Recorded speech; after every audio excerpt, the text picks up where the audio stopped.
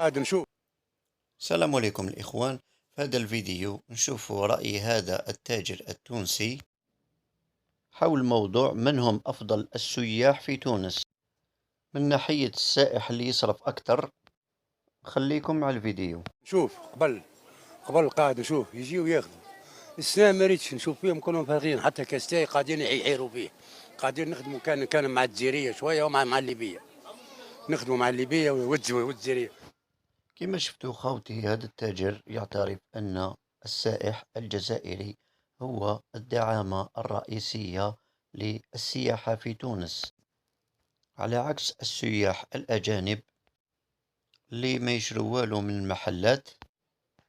وهذه الشهادة لهذا التاجر التونسي عكس ما يروج له الإعلام، أن السائح الجزائري يروح لتونس باش يعيش مجانا، وهذا الشيء يركز عليه أعداء الجزائر من أجل إشعال الفتنة بين الشعبين الجزائري والتونسي.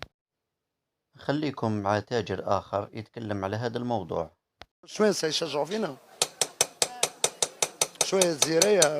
اما التوريست هذا الدبوزة ما يحير فيها. ترى في السواح اما ما هم السواح. كما شفتوا الإخوان، يقول هذا التاجر التونسي: لولا الجزائريين لكانت السياحة التونسية في خبر كان. وبما أن تونس تعتبر السياحة من أهم الدعامات الأساسية لاقتصادها، فأكيد تركز على نوعية السياح ليجلبوا العملة الصعبة للاقتصاد التونسي. وبهذا الجزائريين والليبيين هم أكثر السياح اللي يصرفوا في تونس.